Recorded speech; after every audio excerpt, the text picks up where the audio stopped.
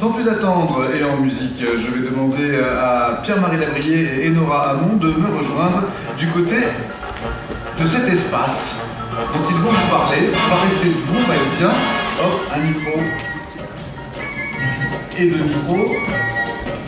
Ils m'ont mis le bazar sur ma scène, mais j'en suis ravi.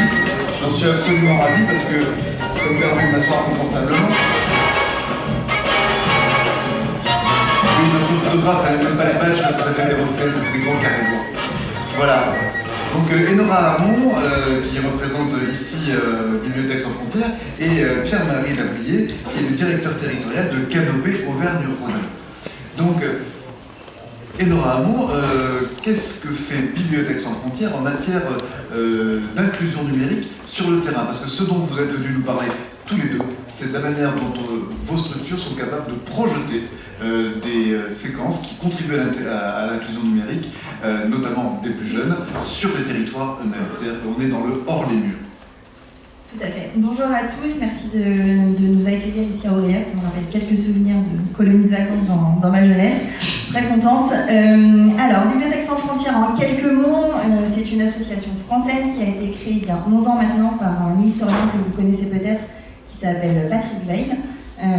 Et le mandat de Bibliothèques sans frontières, comme on dit, c'est de réduire les inégalités sociales, les vulnérabilités des populations en permettant un accès de qualité à la culture, à l'éducation et en fait à l'information de manière générale.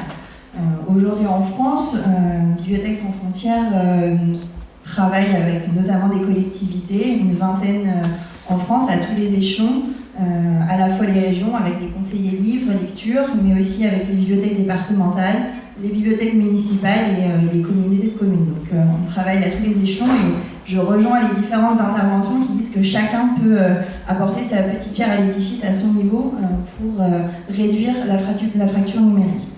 Bibliothèques sans frontières, donc très concrètement, on crée des contenus, on crée des outils qui permettent aux professionnels de la lecture publique, évidemment, puisqu'on s'appelle Bibliothèques sans frontières, mais aussi à des travailleurs sociaux, à des coordinateurs socioculturels, à l'éducation nationale, dont des enseignants, mais aussi des surveillants en internat, des animateurs périscolaires, de se former grâce à ces outils pour aller au plus près des publics que l'on souhaite toucher. On a parlé des personnes invisibles, parfois on dit celles qui passent en dessous des radars.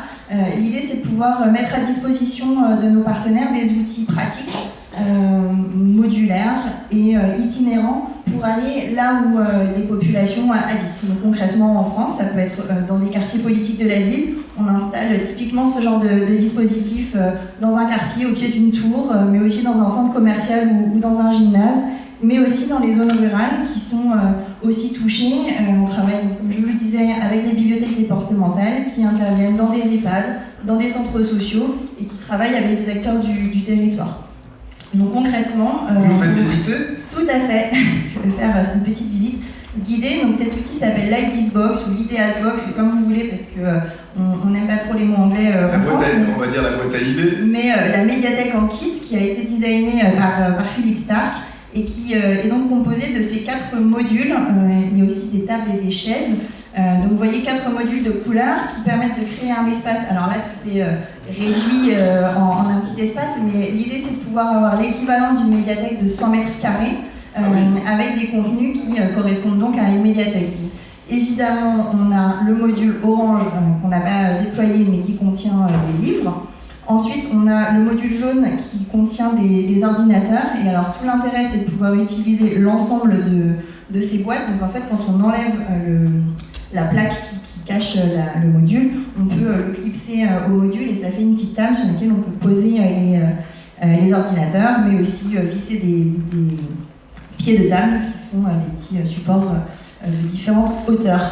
Ensuite, dans le module jaune, j'allais oublier, on a un serveur, une espèce de gros disque dur qui permet de diffuser un hotspot Wi-Fi. Donc très concrètement, même dans des zones où on n'a pas forcément la fibre, le haut débit ou Internet tout simplement, on peut quand même donner accès à des contenus de qualité. Je ne suis pas une geek ni une spécialiste, mais en gros, on peut aspirer des sites Internet tels que Wikipédia par exemple, et donner accès à l'ensemble du site sans Internet. Localement, sans Internet. Exactement. Donc on crée un hotspot Wi-Fi, un réseau local sur lequel on peut se connecter à partir des ordinateurs, mais aussi des tablettes ou tout simplement son propre équipement. Ensuite, on a un module vert qui est un peu le module fourre-tout avec plein de tiroirs. On y trouve principalement du matériel créatif, des jeux de société, des tablettes, potentiellement des liseuses, des appareils photo, des GPS. En tout cas, tout un tas d'outils et d'équipements aussi électroniques qui permettent de faire de la médiation. Je suis sûre qu'on ait le droit de encore dire médiation. C'est sûr. Et puis, un module bleu, donc avec une télévision, potentiellement un lecteur DVD, une console de jeu, qui permettent aussi de faire des activités avec les différents publics. Et donc, comme vous le voyez, l'outil est standard. Aujourd'hui, en France, il y en a une petite vingtaine qui existent, qui vivent en France, une centaine dans le monde entier.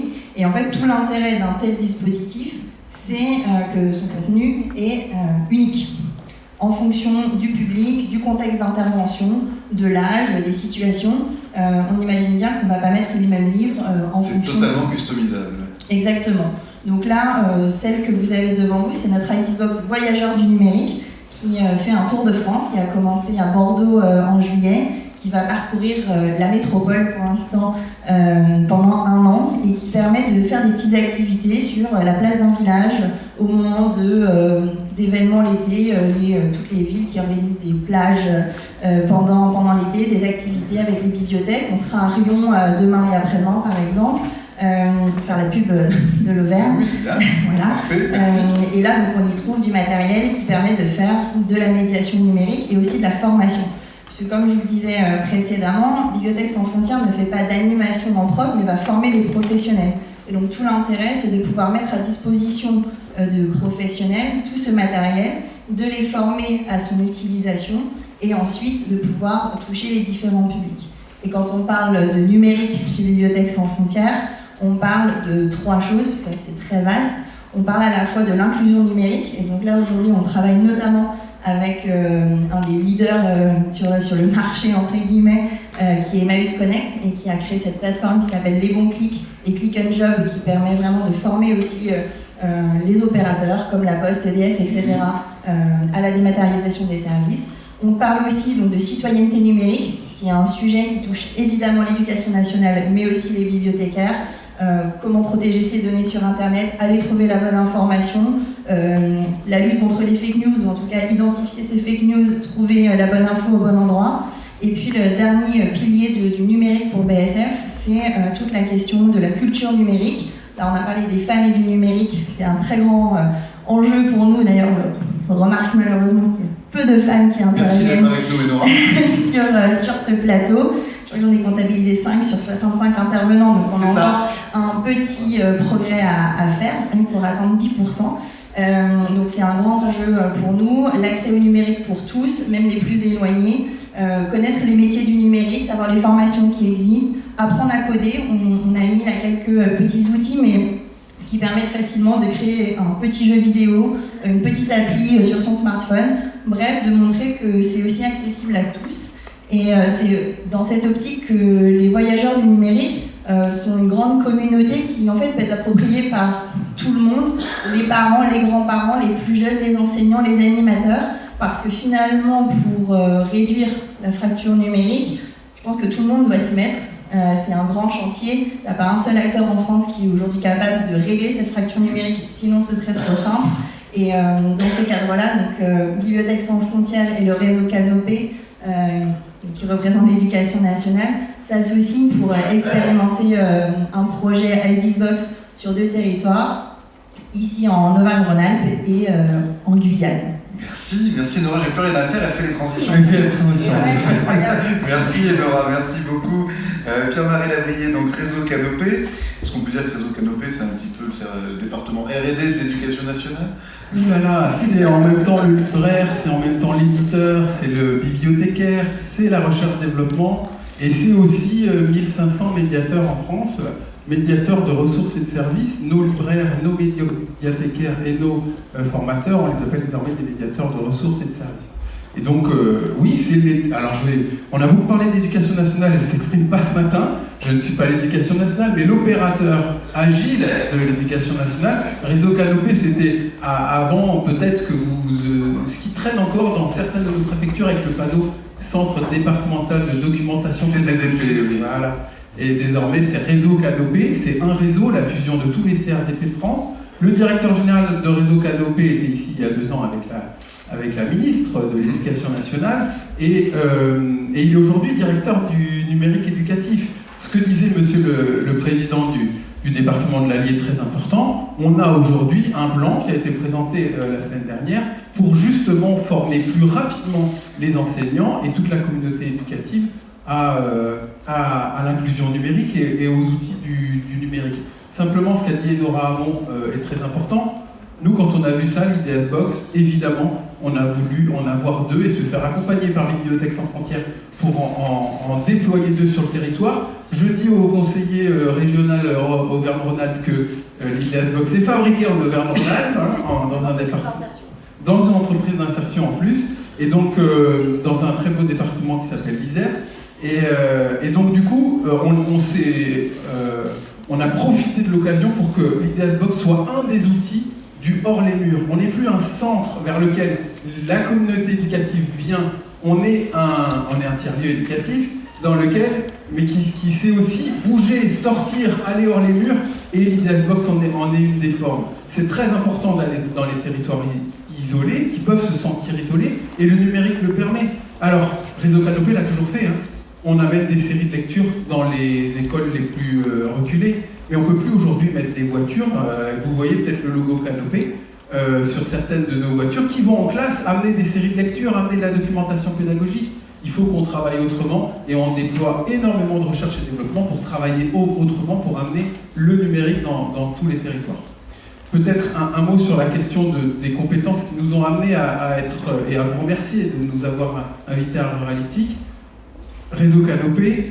Alors je suis obligé de citer un sociologue de Aurillac qui s'appelle Pierre-Jean Andrieux. Il dit qu'il y a 4 éducations. Il y a l'éducation nationale, certes, il y a l'éducation populaire, il y a l'éducation surveillée, dit-il, on peut dire spécialisée, et il y a l'éducation parentale. Et aujourd'hui, Réseau Canopé ne travaille pas que pour l'éducation nationale, elle travaille pour l'éducation parentale, l'éducation populaire, l'éducation surveillée. Il y a un proverbe africain qui dit que pour éduquer un enfant, il faut tout un village.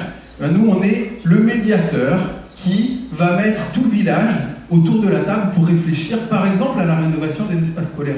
Aujourd'hui, nous accompagnons les départements qui, dans certains départements, ont un collège par an à construire parce que la population des collégiens augmente de 1000 par an. Métropole de Lyon, département de l'Ain, par exemple, qui sont également représentés ici, mais aussi avec l'inspectrice d'académie ce mardi ici même, avec un collège qui a une classe dans laquelle il y a 8 élèves, 4 classes, ici, là, dans ce département de Cantal, 8 élèves, 4 classes. Elle va faire les liaisons entre le département et la commune pour que le bâtiment, l'espace d'apprentissage, ne soit pas vide pendant que le centre de loisirs est plein, que le collège puisse vivre à côté de l'école élémentaire et l'école primaire, et qu'on puisse penser les apprentissages, les espaces d'apprentissage, les rénovations de l'école d'une manière très en amont. Donc on a un outil qui est disponible sur notre stand, c'est comment on pense la transition éducative, y compris des espaces. On ne peut plus faire des classes comme on les faisait avant. Comme on les faisait. Oui, et ça ne peut pas être l'élu tout seul, le technicien tout seul ou l'architecte tout seul qui dit comment elle va être cette classe. Il faut que les parents participent, les enseignants participent, tout autant que les élus, les architectes qui vont construire ces espaces d'apprentissage. Merci Pierre Andrieux. Vous avez été très parfaits, tous les deux. Je pense qu'on peut les applaudir.